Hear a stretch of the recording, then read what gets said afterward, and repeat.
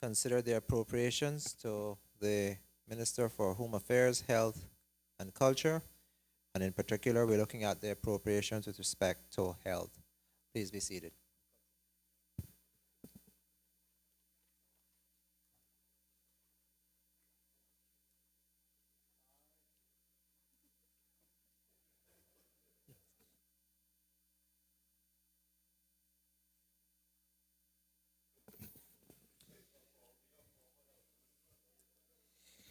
Looking now to appropriation HES1 Policy Advice and Ministerial Services, $2,751,915 on page 77. Are there any questions? Mr. Bush? Mr. Chairman, through you.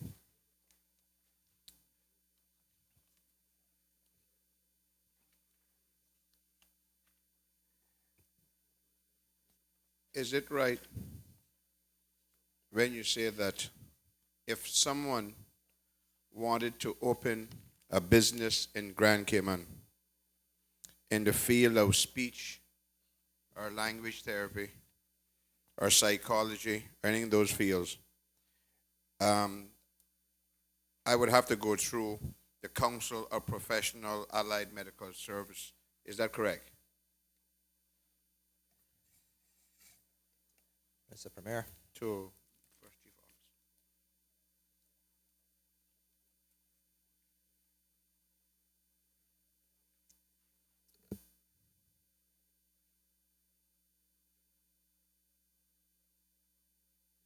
Mr. Chairman, I got a few questions for her. Then I deal them two in the back over, so I left hand corner in the back. Mr. Chair, through you. It would depend on the exact.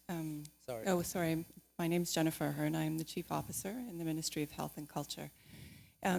In order to open a health practice facility, you would need to get approval from the Health Practice Commission. And the practitioners, if they were on the list of areas of practice that require registration through CPAM, they would need to get approval from CPAM. Correct. So, if I wanted to open a business to practice one of those that go through CPAM, I would have to have a license or a registration from where I come from to practice. Is that correct? Mr. Chair, through you, in order to be registered in one of the categories that is required, where registration is required, you would need to meet the requirements for registration. I don't have the law in front of me, but you have to satisfy the council in terms of your experience, your education, your knowledge of English, that your registration would be in the public interest, and that you've submitted a complete application with fees. Correct, but one of the main things, just in case you're not sure, the CSPAM requires is that you must be registered or licensed where you come from, a recognized jurisdiction. Mr. Chair, through you, I believe the law or the regulations refer to being eligible for registration in one of the jurisdictions. Correct. It depends on which category you're applying for registration in, whether it's on the principal list or on the institutional list.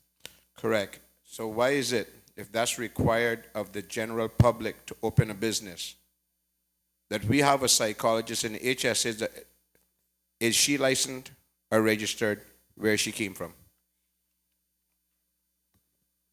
Mr. Chair, through you, I would need to know the name of the individual, and we would have to check the register. And it You would only also have one at the HSA. And it would depend if they are practicing in an area that is listed as one of the areas of practice that requires registration through CPAM, then and she's working at the HSA in that area, then I would expect that she is registered and we would be able to find her.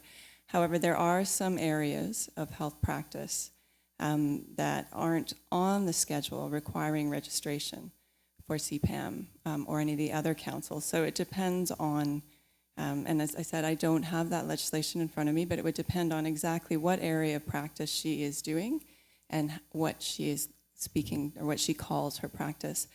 An individual who is putting themselves out in one of the categories that requires registration must be registered with CPAM in order to practice In the health services? in a registered healthcare facility. Mr. Chairman, through you to the Premier. I would like to ask the Premier, because the last time I asked this chief officer for the qualifications of an individual was 3 years ago and I have not received it yet, that you, if you could take it, or just, and my questions will finish here as of this, because we have a young child who tried to commit suicide, which wasn't the HSA fault, but the investigation shows some other things as well. Could I ask upon you, Mr. Premier, the qualifications of this individual, which I will then take to CSPAM to see if they are registered, because, and what I want to find out, Mr. Premier, if they're, whoever the individual is, if he or she is registered from where they come from, or licensed. Mr. Chairman, I'm happy to have that check card out. I would ask, through you, Mr. Chairman, that the member provide me with the name off the Off the air, yes, I know. so that we can make the necessary check. Thank you, Mr. Chairman. Thank you, Thank too, you. Mr. Premier. You're welcome. All those in favor of HES 1, Policy Advice and Ministerial Services, for $2,751,915, standing part of the schedule to the bill, please say aye. Aye. Those against, no. HES 2, Health Regulatory Services, for $1,765,268 on page 78. Are there any questions? All those in favor of HES 2, Health Regulatory Services, $1,765,268. Your mic on, sir.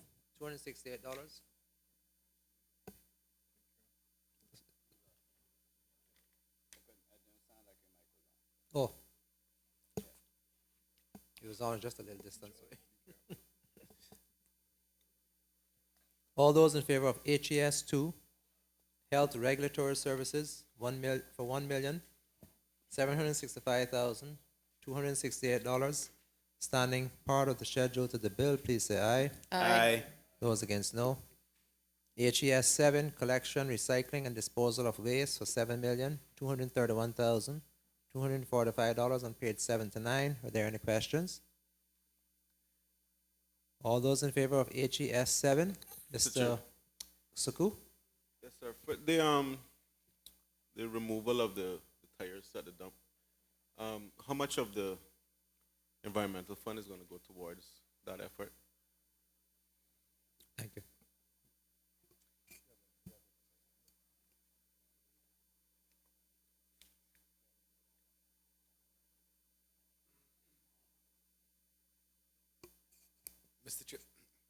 Mr. Chairman, the contract is 1.6 million. I'm not sure if we've worked out precisely what we're going to ask for from the Environmental Protection Fund, but I believe it is the entire sum to cover that. Thank you, Mr. Premier. And just a quick follow-up. Has that contract been awarded as yet? Yes, Okay. it has been executed, just some technical things, but it has been awarded. Good. Are you at liberty to say who? Yes, I think we are. Who?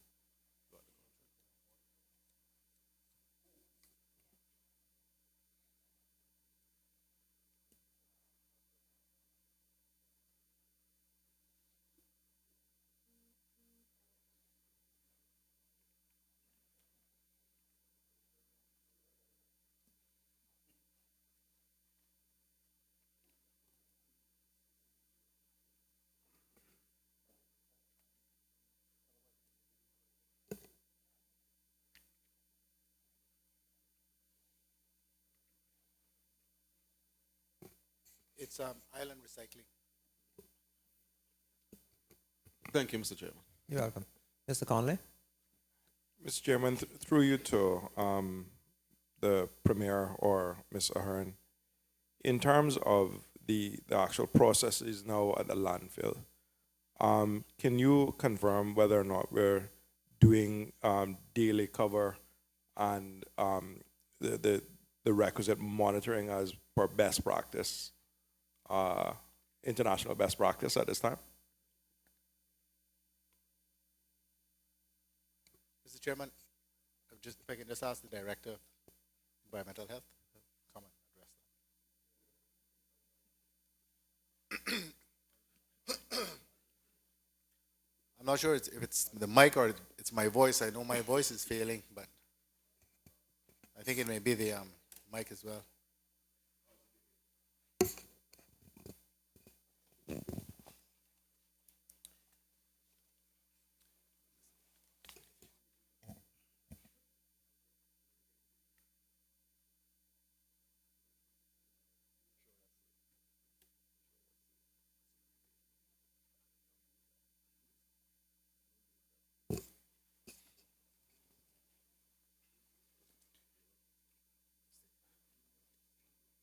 Roydale Carter, Director, Department of Environmental Health. Mr. Chair, in response to the question, I would like to bring the committee up to date pretty much on where we are and the activities that has been transpired and are ongoing at the waste management facilities. We have improved the cover material at the landfill significantly. The majority of the site has now been covered. We have improved the operations and the site in which the waste is being managed.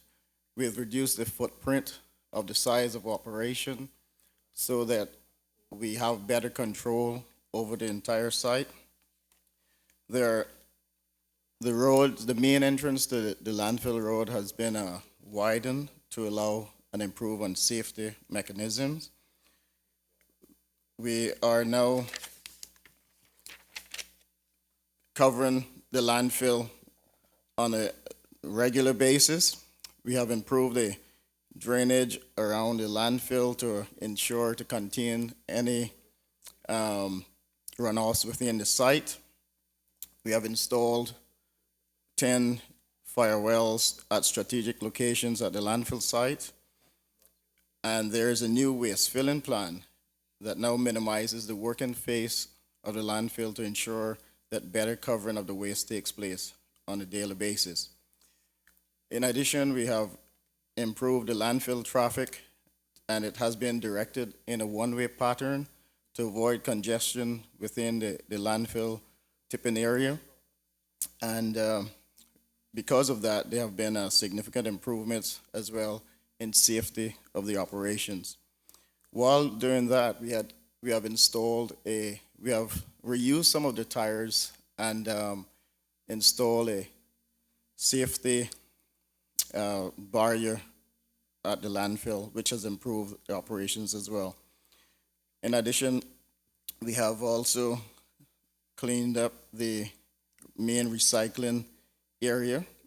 That underwent some major cleanup and reorganization, and I'll speak briefly on the recycling in a moment. And we do keep a quantity of fill on the landfill on a regular basis, which would be used in emergencies if necessary. We have had no major fires at all at the landfill for quite some time. As members may recall, last year this time it was a very different situation. So that alone, because of the change in practices and the better management of the site, we have reduced those significantly. In addition, we have improved some of the staff facilities, and we are still working to continue those. What has helped us is we now have equipment that works. The government has acquired a substantial amount of equipment over the past 3 years, and we now have that in operation. At the landfill, there is a new compactor unit, which has been the key piece of equipment needed to improve waste compaction as well as maximize space at the landfill, and in turn reduces air pockets and minimizes fires. Subsequently, with the regular covering the landfill aesthetics overall, if I may say that, has improved significantly. So with that too, as I mentioned earlier, that the recycling operations, and I'll just mention it at this point, is that with the expanded recycling operation that we just undertook, that at very short notice, that certainly is going very well. We operate in at least 6 of those depots at the various supermarkets, and we've received very positive feedback on those. And in that process as well, we will operate the system with a mini recycling system on site to ensure the efficiency of those operations. Thank you, Mr. Carter. Mr. Conley? Yep. Thank you for that update, through you, Mr. Chairman. Just in terms of inspection of after hours dump off, what are we doing with things that have come to the landfill that could possibly have hazardous material, et cetera, that come after hours? Do you monitor that?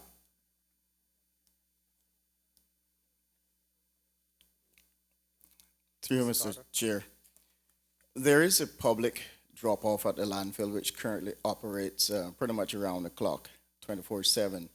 However, as part of the revise and reorganization of the landfill, it is more than likely that we will close the landfill a bit earlier to help with the management of such issues that you're speaking about. But more specifically, in regards to that, there are separation areas that we have at the front of the landfill in the public area. So there are areas for recyclables and areas where substances are set aside. However, the policy of the and the guidelines that we observe is that any hazardous waste would need to be delivered to the landfill prior to closing time. That allows us to properly store the matter and ensure that it is secured. If you're speaking of, for instance, lead acid batteries and so forth, they are set aside at the front of the landfill. I guess what I was saying is, if you are you monitoring that after hours by cameras or something? Like, what happens if somebody breaks the rules and just comes and dumps something in those sites? I mean, how do you mitigate against something like that? Through you, Mr. Chair, we do have security at that area during the nighttime, and in addition to that, there are cameras at the site that we can monitor the site. Those cameras are monitored very frequently by 911 and also the fire services department. Mr. Chairman, through you, just some final question with, I guess, 3 parts. Going back to recycling, and I know that the government has said no increased fees, etc. But has there been any thought to 3 things? 1, large commercial entities being mandated to recycle, banning things like styrofoam that can't be recycled, and in putting in a tipping fee in the landfill. Mr. Chair, through you, as part of the ongoing process for the procurement of the integrated solid waste management strategy, those are the sorts of things that we're looking at going forward. Certainly, the question of tipping fees is one that is being looked at as part of the outline business case assessment of the reference project. Thank you. Captain Eugene, you have a question, sir? Thank you, Mr. Chair. Mr. Chair, I wonder if the director can give us an update on the leaching from the landfill into the North Sound. Has that been tackled, or has it been reduced, or can you give us an update on that? Mr. Carter? Mr. Chair, the department is doing what it can on site. The matter of the North Sound is something that was done as part of the environmental studies report by the consultants, and I think that will be taken on further and addressed as part of the integrated solid waste management systems. Thank you, Mr. Carter. Thank you, Mr. Chair. Thank you. Mr. Eden? I have one question, Madam Mr. Chairman. And I should have got asked earlier on. After that, I'm going to ask that you do a block vote on the help to move things through. And this would be addressed to our CEO. Mr. Eden, is your microphone on? I don't know, they don't put me like a half an hour after too much talking. They're afraid of what they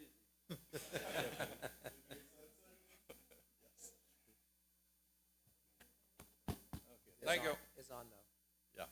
To the CEO, and I've said it to our minister and to councillor, and I've been through it, the pharmacy. I'm begging, I'm pleading. You go from one window to the next, to the next, to the next. It was running quite smoothly, and I know the process of accountability and so on and so forth to make sure you get the money. But you could go there in the past, leave your prescription. There's no reason why you still can't collect the money. You could go back that evening or an hour or two later and it was ready. There are so many people that I see up in there that are angry or rowing and going on. It's not good for, we may have to employ some more psychiatrists, psychologists to deal with some of our population. So I would urge, and I know that you will deal with it, and I'm sure this is not the first time you're hearing it, please do something about that pharmacy situation. Whatever that process is, because I was told one night they had something like 9 staff members on there, and that cannot be effective financially. Otherwise, you can just do as I said. Thank you, Mr. If Eden. my colleagues agree with, I don't know if anyone on that side, but my guys here. Yeah. Thank you. Thank you. Well, let us do as they've requested. I was so eager. Mr. Chairman, my name is Lizette Yearwood. I'm the Chief Executive Officer of the Health Services Authority.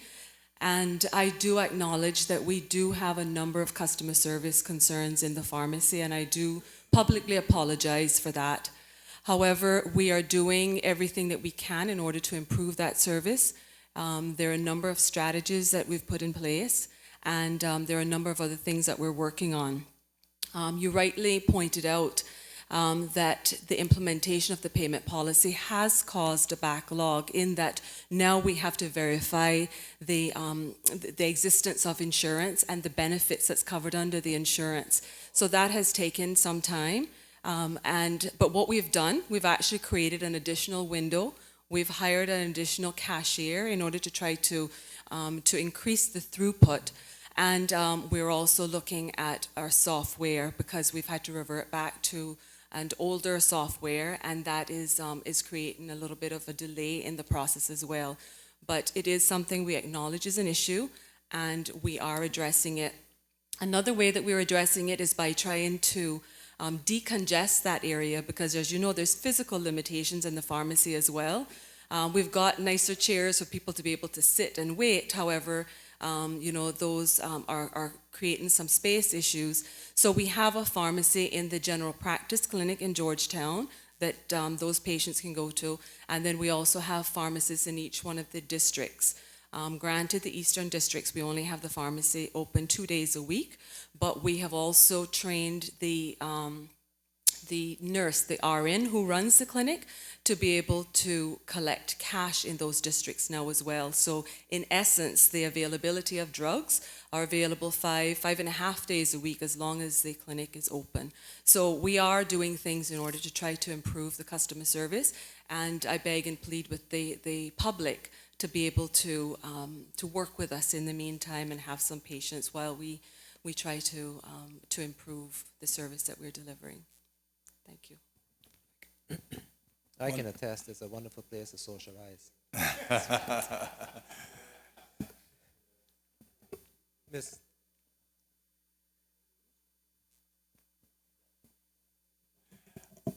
I just wanted to, just as an aside, building those health centers was not a wonderful idea. One more plea, and this goes to the Premier and the government. The nurses and the support staff up there, many of them have some rough times, and I would encourage as soon as possible that they be rewarded with something, because some of them, they've told me it's all like 10, 11 years, they hasn't had a raise. And I need not say to you, especially those that put in those 10, 12-hour shifts, that we, along with the teachers that have always advocated for, that we look at rewarding them in some manner as soon as possible. Thank you.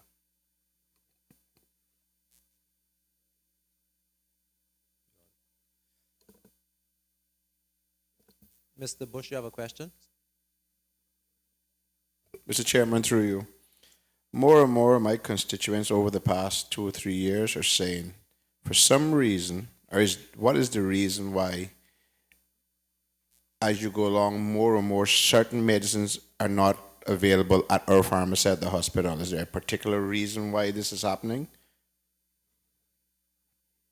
Mr. Chairman, through you, I acknowledge that we did have a problem with a number of drugs that were not in ready supply over a number of months, but recently that has been addressed because we've extended the number of jurisdictions that we were able to source drugs from. And the reason for this actually is a very good reason, because we want to make sure that the quality of drugs that we have at the pharmacy is one that we can verify. And some of the suppliers of medications are supplying drugs that we're not able to verify the quality of.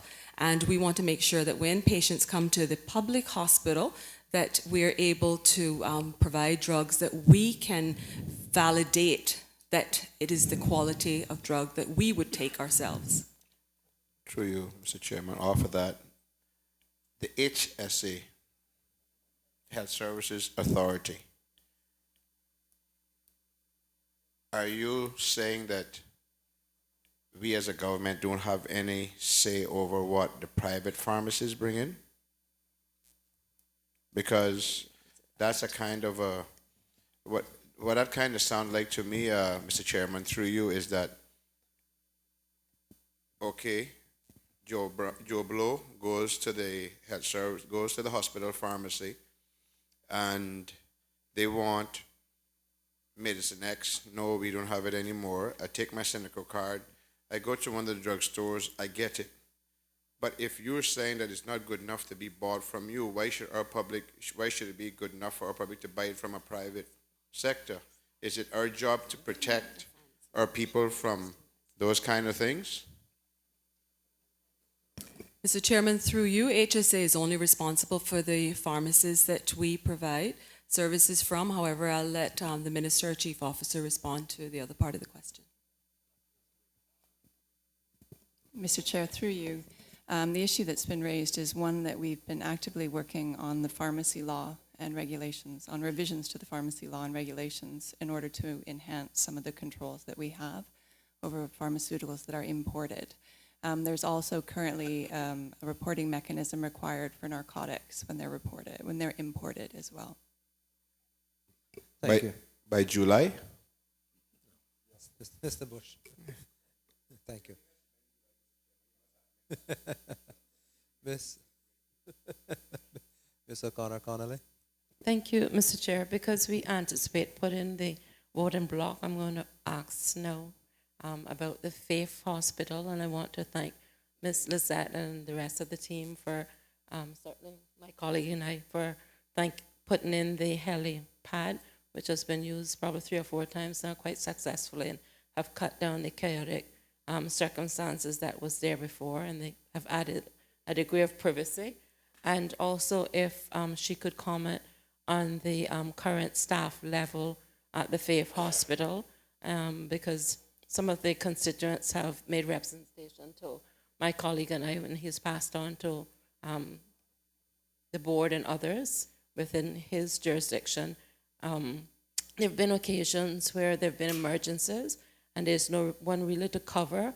So I'm wondering whether we could find some elasticity within this budget to add another physician there to cover those circumstances in light of Section 12 of the health law that's gone in and the added liability that could be added to government if we don't have the extra coverage. I would ask for some positive consideration or some comment in that regard. Thank you. Thank you. Ms. Howell? Mr. Chairman, through you, I'd like to actually thank the member for acknowledging the usefulness of the helipad. The helipad is actually something that isn't fully completed as yet, but it has already served tremendous purpose because we were actually able to airlift 3 individuals who had a cardiac emergency within 40 minutes, directly door to door to the cardiac facility. And we have an outstanding team at the Faith Hospital, and we have 4 physicians who cover the Faith Hospital. We have an anesthetist, a surgeon, a general practitioner, and an OBGYN. And in addition to providing services for their specialty, they also run general practice clinics, and they're also on call for the accident and emergency department. So they are providing a tremendous service. And just recently there was a situation where there was a delay in the emergency room, and representation has been made to the senior management team to increase the cadre of physicians so that one could be designated for the emergency room. And we have asked for a business plan, and we will be looking at that to see if that's something that will be possible. In the meantime, we've addressed ways that we can go about mitigating any further delays as was experienced in the recent week. Madam Just Speaker, you have a follow-up? Just a quick follow-up. I thank Lizette, Ms. Yearwood, for the commitment, but performance has a close nexus to commitment, and it always have a financial aspect. So I wonder if we could get an undertaking that either the funds are available, and if not, how soon they would be available for that, because this is an 18-year budget, and 18-month, I'm being so optimistic with the success in me. This is an 18-month budget, and we won't get this opportunity again, and I don't like to take politics when I go to HSA. I rather just visit and pray or see the good staff that's there, so I'll ask at this opportunity. Thank you. Mr. Chairman, through you, that is not a budgeted position in this 18-month budget. So in order for us to put that in place, we would have to be very creative and do without something else in the budget. And we will be looking at every possible way to make that happen. But in the meantime, I have suggested that we just look at the scheduling to assign somebody who is in the A&E for a longer period of time. But we will have to do this in a collaborative way. So, like I said, this is something that has just come to my attention, and we are looking at the data, and we're looking at the need that is driven by that data, and obviously from there we will have to look and see how we can reallocate the current budget, or the budget that we're now debating, in order to make that happen. But just to be clear, that position is not budgeted for in the budget that we're looking at today. Mr. Cornell? Thank you, Mr. Chairman. So thank you very much, Ms. Howell, and thank you for all the hard work that you do. Based on that response, I don't hear a commitment for anything other than there's no funds available for this position. So I would just ask if you would put a amount on that, which I would imagine would be a 9-month salary for a physician, somewhere around $80,000 to $100,000. And if you can give that to the minister responsible, then we could look at it, because I'm sure the Premier would do everything he could to help facilitate this.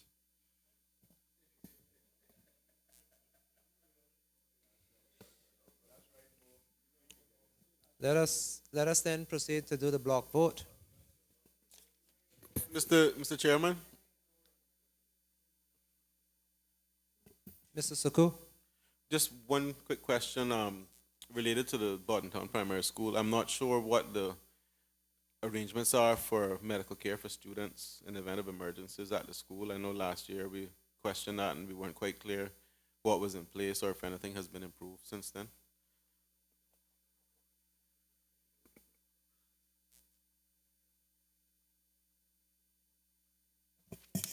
Mr. Chairman, just a moment, we'll respond.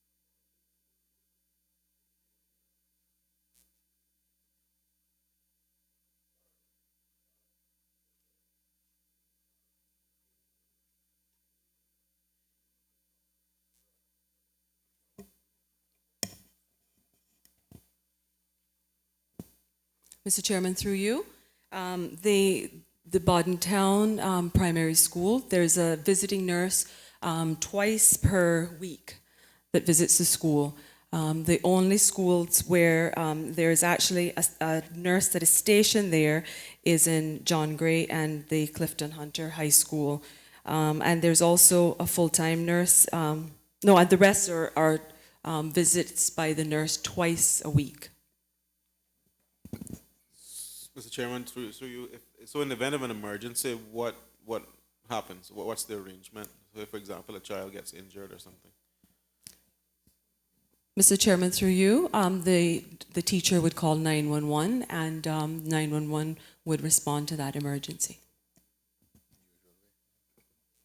Is there an arrangement with the Town Clinic to assist in the event of emergencies? Because that was where I was going with it last year, is if we could try to arrange something with the Town Clinic since that's closer. Because I'm aware of an incident where a child broke their arm playing football and had to wait for the ambulance to come from Georgetown, which was a bit distressing for all the students and that student. Mr. Chairman, through you, where the matter can be cared for by the nurse, that is totally appropriate. However, I think the incident that you're referring to, when the nurse heard the details, she recognized that this was something that was beyond the scope of what could be provided at the clinic. So therefore, the child was directed to go via EMS to the Georgetown Hospital. So in the event of something that can be handled, there is a procedure then for the clinic to assist?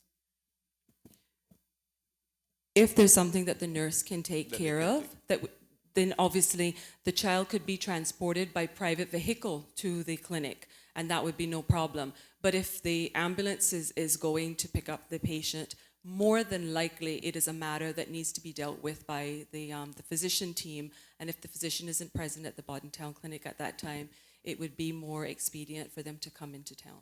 Okay, and just one follow-up. I mean, I understand that they're concerned with having a full-time nurse, but are there any plans to maybe have one nurse between the shared between the two Town primary schools on a more full-time basis? Mr. Chairman, through you, this is something that we review on a regular basis, the services that we provide, and we would love to be able to provide additional services, but as you know, we were asked to hold the budget as it has been over the last year.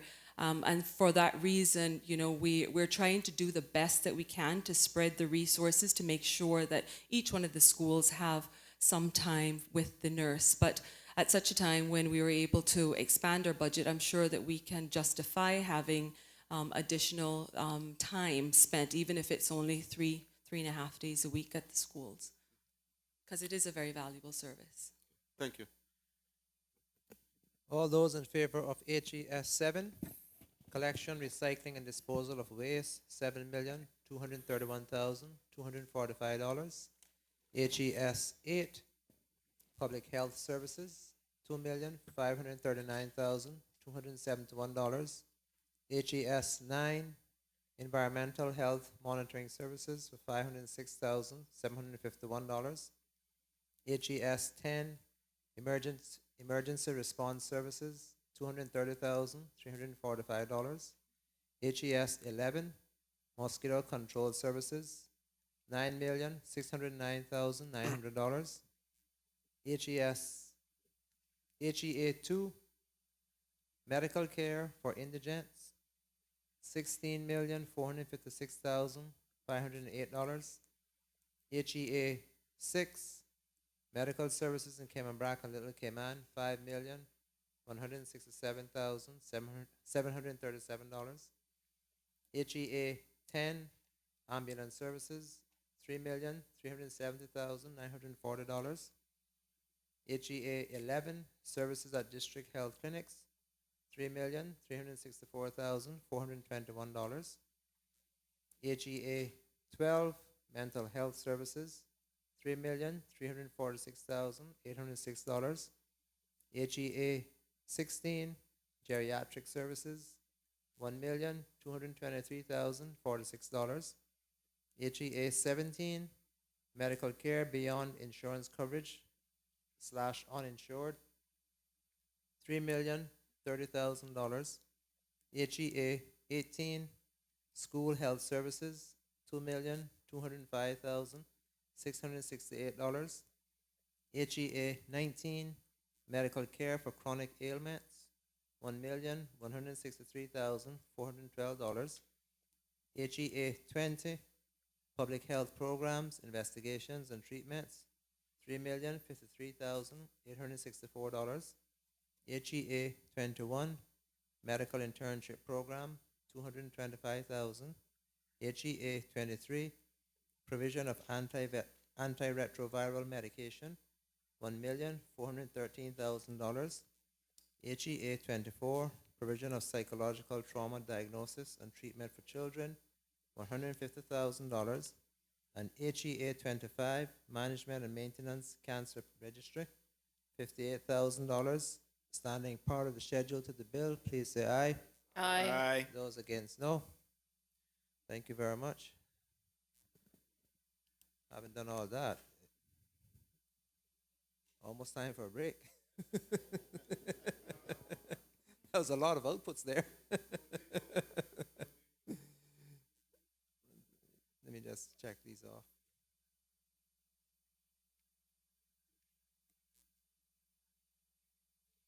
Turning now to the cultural appropriations. MUS 4, collection and preservation of significant material evidence, $221,616 on page 98. Are there any questions? All those in favor?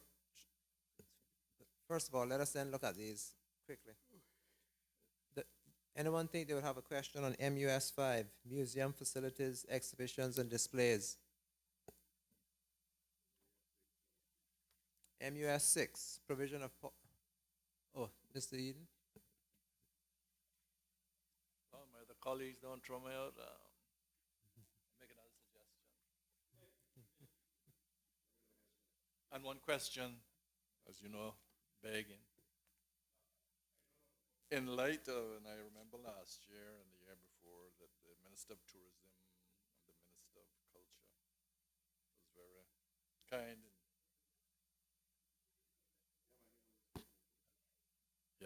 was very kind in assisting with our Nurse Josie's Senior Center and our Heritage Center.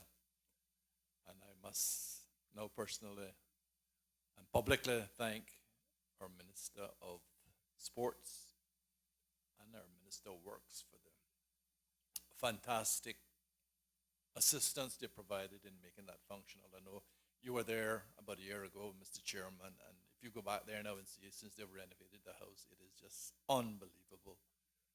And I would encourage all of my colleagues and those that are in the listening public to go and see what has been put in place.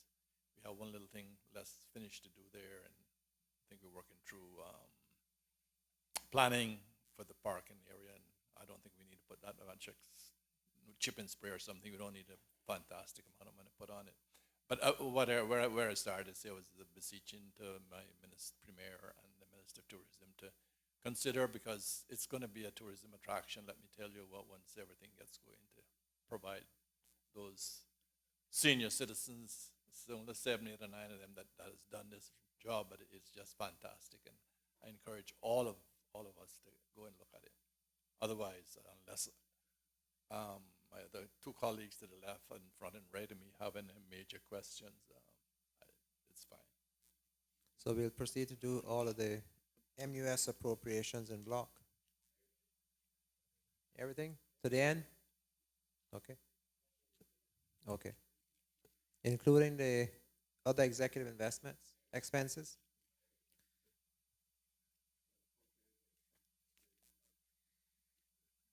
All those in favor of MUS 4? Mr. Chair, Sorry. just a quick one before you start. I might have missed it, but